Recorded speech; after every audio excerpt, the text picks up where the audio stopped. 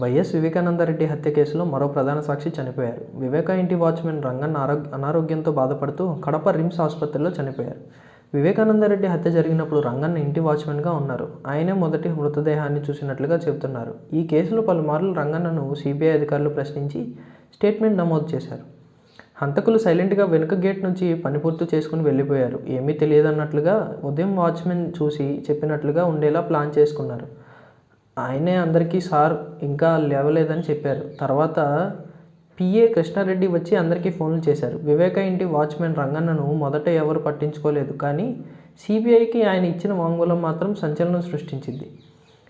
ఎర్రగం రెడ్డి, ఉమాశంకర్ రెడ్డి, సునీల్ యాదవ్, దస్తగిరి కలిసి వివేకాను హత్య చేశారని 164 స్టేట్మెంట్లో రంగన్న చెప్పారు. A1 నిందితుడిగా దస్తగిరి అప్రూవర్గా మారాడు. ఇదే కేసులో నిందితుడిగా ఉన్న కల్లూరు గంగాధర్ రెడ్డి అనుమానాస్పద స్థితిలో మృతి చెందాడు. శ్రీనివాసరెడ్డి మరో అనుమానితుని కూడా అనుమానాస్పదంగా చనిపోయారు. అలాగే మృతదేహానికి కుట్లు వేయించిన వైద్యులు ఈసీ గంగిరెడ్డి, వైఎస్ అభిషేక్ రెడ్డి చనిపోయారు.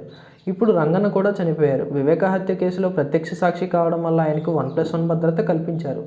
కీలక సాక్షులంతా చనిపోతున్న కేసుల్లో మాత్రం అడుగు ముందుకు పడటం లేదు. మరోవైపు మాట్లాడితే దేవుడు, ప్రజలు ఉన్నారనే జగన్ రెడ్డికి స్పీకర్ అయ్యన్న పాత్రుడు ఆయన భాషలోనే సమాధానం ఇచ్చారు. దేవుడు తిరస్కరించి వరాన్ని పూజారి నుంచి ఆశించడం తప్పని ఆయన స్పష్టం చేశారు. ప్రతిపక్ష హోదా అంశంపై స్పీకర్ ఈ వ్యాఖ్యలు చేశారు. ప్రజాస్వామ్యంలో దేవుళ్ళు అయిన ప్రజలు ఇవ్వలేదని దాన్ని పూజారి లాంటి తన వద్ద నుంచి ఎలా ఆశిస్తారని ఆయన ప్రశ్నించారు.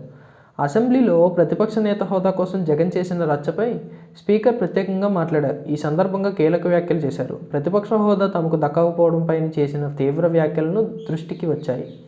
జగన్ అసత్యాలు ప్రచారం చేస్తున్నారు. స్పీకర్ సీటుపై దురుద్దేశాన్ని ఆపాదించడం సభ నియమాల ఉల్లంఘనకు వస్తుందని ఆయన క్షమించి వదిలేస్తున్నానన్నారు. నిబంధనల ప్రకారం మొత్తం 175 మంది సభ్యులుండగా 10% సీట్లు అంటే 18 స్థానాలు ఆ పార్టీ నెగ్గాల్సి ఉంటుందన్నారు.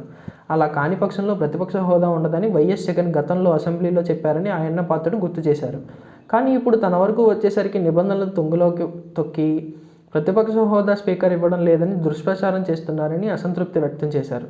జగన్ రాసిన లేఖ కూడా దురుద్దేశపూర్వకంగా ఉందన్నారు. గత ఏడాది జూన్ 24న ప్రతిపక్ష హోదా డిమాండ్ చేస్తూ బెదిరింపులతో తనకు లేఖ రాశారని, ఆపై హైకోర్టును సైతం ఆశ్రయించారని స్పీకర్ పేర్కొన్నారు. కోర్టులో సైతం పిటిషన్ విచారణకు తీసుకోవాలా వద్దా స్థితిలో ఉందని, కానీ నోటీసులు ఇచ్చినట్లుగా ప్రచారం చేస్తున్నారని స్పీకర్ వ్యాఖ్యానించారు. కనీసం వైసీపీ సభ్యులైనా సభకు వచ్చి సమస్యలపై ప్రశ్నించాలని, తమకు తోచిన సలహాలు సూచనలు చేయాలని స్పీకర్ పిలుపునిచ్చారు.